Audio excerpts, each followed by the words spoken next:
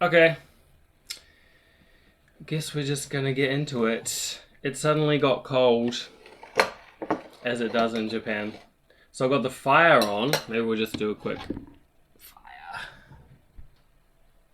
Yeah, fire selfie.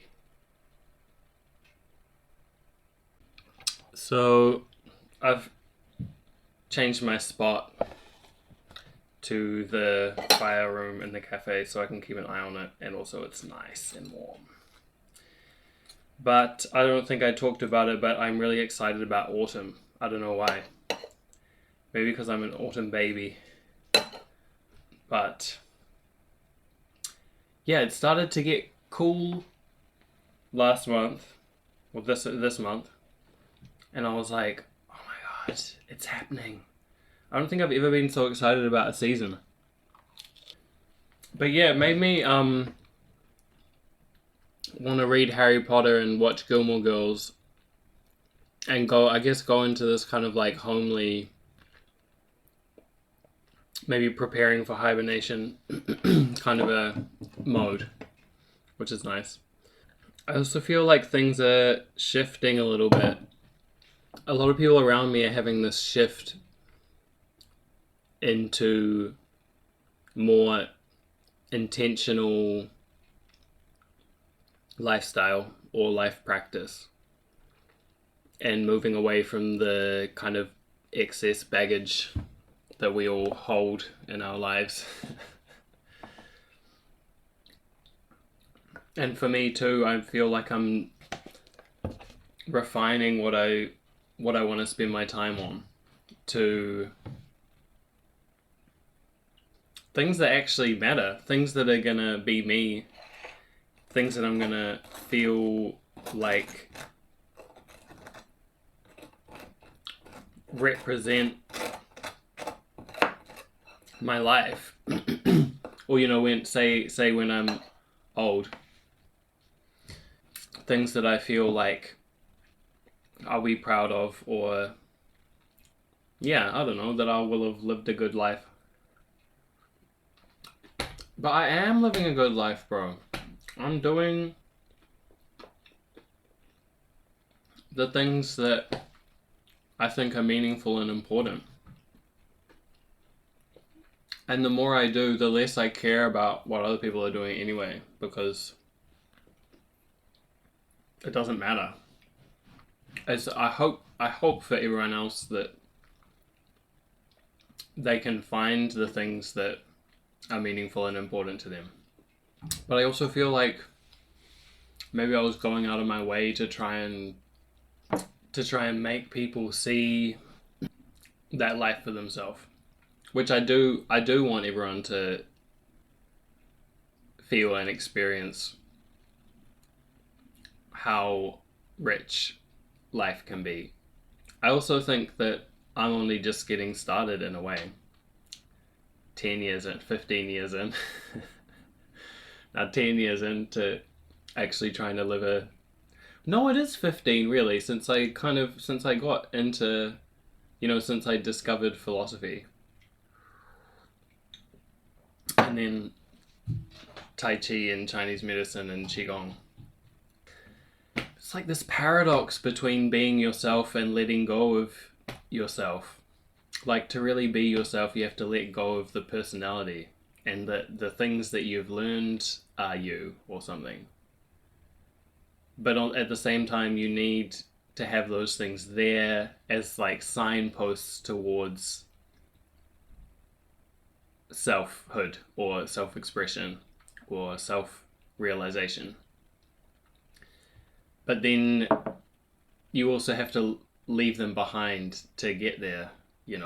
But I mean, it makes sense. Like, if you're going somewhere, if you're walking a path to somewhere, you can't stay on the path forever because eventually you want to be at the destination. So if all the things in life are... Oh, ohayou gozaimasu. Yeah, if you can view all the things in life as pathway, something that's getting you to somewhere, then of course it makes sense to not be attached to each step along the way.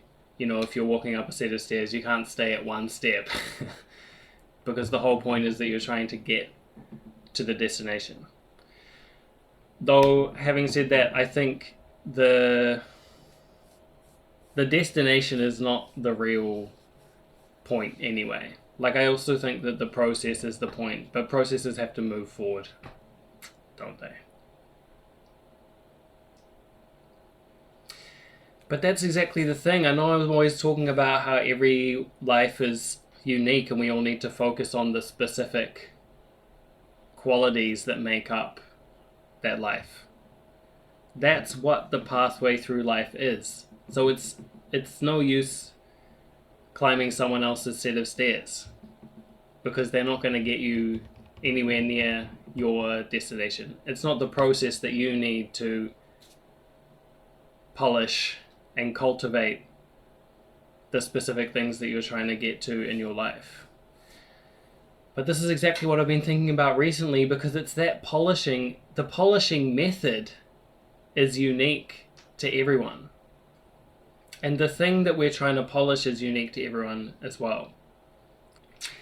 But yeah, it's kind of a paradox too, because obviously in order to understand the process of polishing, you need to have something to polish. So it's like you need to have a structure in your life that is the focus of your process and your progress and your development. But you also can't get too attached to that thing. I think that's why, for example, back in the day, having a craft could have been such a crucial thing, or is still a crucial thing now. Because having a craft gives you something to be the material of your life's work, you know? But then it's through that process, it's through having that object to focus on that you can understand more and more subtle levels of refinement. So, you know, I mean, it could be your work. You could have a literal craft, or it could be yourself. Ultimately, it's going to get closer to and closer to being the self and the internal qualities that relate to all the other different parts of your life. You know, it could be people and relationships and communication. It could be explicit self-expression like art. Like having something through which you can model what it is you're trying to explore and express in life. Modules for practicing this thing that you are and that you do as your life, as the embodiment of your life. You know, it could be being a nurse, or being a fisherman, or being a chef, or being a husband or a wife, or it could literally take any form. But then you see people getting stuck on this thing as an identity, like I am a doctor, that's who I am, rather than it being a thing that you are working on as a, you know, it's not simply a metaphor, but like we could think of it as a metaphor for what you're actually doing in the whole passage of your life. Like all the different things you're doing in your life are laying stones on the pathway of your life as you're walking it. But then if you start to believe that the thing that you're doing is your life or is who you are, that's when you start to get trapped in specific patterns. And if you try and do everything in your life from within this confined pattern, I think that's when you start to get blockages. And blockages become illnesses, ultimately. But like I was just meditating this morning and watching my mind trying to, like for example, trying to repeat patterns habits in order to, say, release tension in my body or relax or come further inward, centering. Even when the thing that my mind is trying to do is release tension or correct my posture, but it's trying to do it from within the same patterns that have produced, say, a posture in my body, thereby repeating the behavior or the shape that is the problem in the first place. And so you have to have this thing to observe, but then also not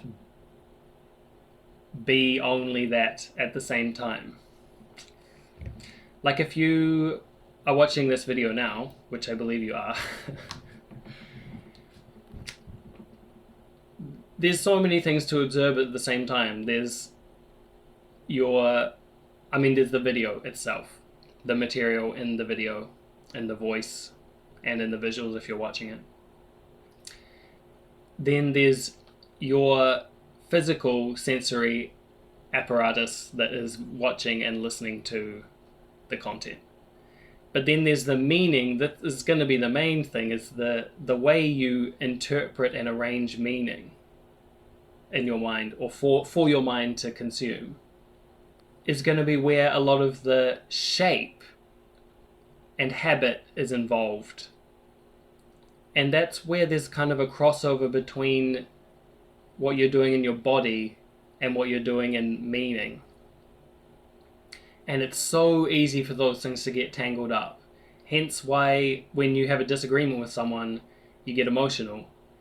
And you start processing all these ways that you can be right or take them down or at least resolve the situation. But those things are all happening in the body as well. And so if you're not aware of this, the shape that you're producing in your mind, or even often when you are aware of it, then you'll be producing that in your body as well. And so, it's a paradox. Like to have good health and a good posture and a good flow of energy and a good balance of mind and emotions, you also have to let go of the vessel of all those things so that it can flow smoothly. Because you also need this more open, more full, more empty, more expansive space of energy and consciousness, but also of faculties, like psychoenergetic faculties that you need to manage your life, are out there beyond what you would generally recognize as your mind. Like to have healthy, balanced lives, we need to cultivate those faculties which are not inside the current bounds of our sense of self and consciousness and mind. It's like trying to have a garden or a plant that's cut off from the ecosystem. And it's like, why is it not healthy? Because it doesn't have the environment that it's adapted to, that is usually participating and supporting its growth and balance. And it's the same for people too. It's like, why are there so many depressed people? Because they're cut off from a healthy ecosystem. And not just physically, but spiritually. Like every single culture up until the last couple of 100 years or few hundred years, depending on the country, has had a basis in a spiritual ecosystem as well as a natural ecosystem. And now we're like, let's just not have that. Let's see how we go with not having this, like, at least half, if not, 80-90% of what makes life life. And see if we can just make it work with this bubble of materiality, which we don't necessarily even believe exists, or is definitely not primary in the scope of the universe. So it's like this dance between letting things be ephemeral and having this limited structure through which to test and model things, so that you can get a sense of the more ephemeral things and bring more and more of that ephemeral and subtle world into what you're doing in your life without getting attached to the model,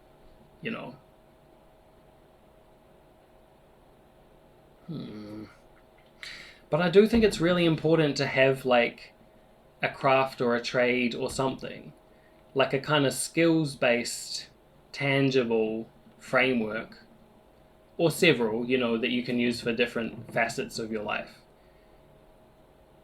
that you really understand and that really works for you. Like, for me, it's Chinese medicine, or like the kind of Chinese philosophical system of interpreting nature and the universe. That's my main kind of like metaphysical go-to framework. But then for different things, like for my thinking, my way of thinking is much more based on like European philosophy. Kind of like interplay between different ideas and different philosophical frameworks, and breaking down of systems to see how they can really be used is a much more like a Western philosophical kind of thing. But then practically, like, I'm doing woodwork and cooking and writing, which are all different skill sets, but they allow me to explore things about the universe that I can then draw on to understand the universe as a whole. Like, for example, cooking and building both use a lot of physics. Just by engaging materially with things in a way that interests you is a huge gateway into the universe, how the universe works as a whole. But especially, only really if you're using it as a module and you're really having interplay with it, having communication with it, and experimenting with how it works, like testing how it works. Because if you're just following recipes or just building things in an established way, then you're not really getting your own sense of how the material works and about how you work with the material. Because what we really want to see and cultivate is not an external skill, but how the material thing can be used to transmit our internal qualities into something physical and tangible. Because then we get both a sense of what qualities are going on inside us. Like, if you can imagine, it's like weather or an ecosystem that has these different interplaying qualities, and you want to see how they map out onto something, like an imprint onto something in the world. But then also just plainly how the material world works. And then you'll see how it works differently with different subjective outputs, between different people. Or even between different days where you have different moods, or you're in a different state and things happen differently. Like, if I'm irritable, things stick to me, literally. Like, my legs and clothes and hands will catch on things in my house in a way that they wouldn't necessarily when I'm in like a smooth mood or a smooth state. Because what we're really trying to see is, I think that the core point of our interactions with the material world anyway are trying to see or looking at how consciousness interplays with materiality or energy or matter or whatever level you're looking at. And so part of that is looking at how the material responds, and part of it is looking at what you're putting out that you're getting a response to. But this is how the world becomes fun and becomes a game. Everything can be an experiment. It's like playing a puzzle game, video game, you know, where you have to figure out how the world works in order to figure out how to solve the puzzles. But you get to do it in real life in your body, and it's specific to you. It's such a huge opportunity.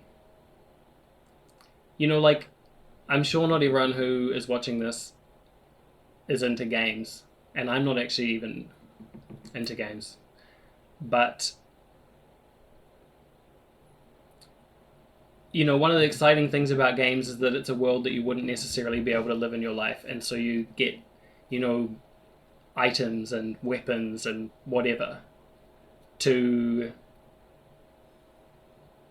make progress in the game. But in the real life game, you get to make your own items. You get to develop your own skills, real skills that you really get to choose, not preset skills and predefined tools and items. Like, you actually get to build up a whole life from scratch if you're there for it. Because I think that's why individuality even exists in the first place. Like, you come here, you're born with certain qualities or a certain arrangement of qualities that is unique to you and is who you are. And yeah, there are challenges and there's suffering, but those are opportunities to cultivate those qualities into something material that can be seen and touched and experienced, and become part of the shared ecosystem. You know, that's what I think technology is when you bring new qualities into a material thing and allow other people to really experience and or benefit from them. But I think it's not just making stuff faster and a bit more convenient. You know, that's nice, but it's not really bringing something new to the table that we couldn't have had without you being born. Yeah, just saying.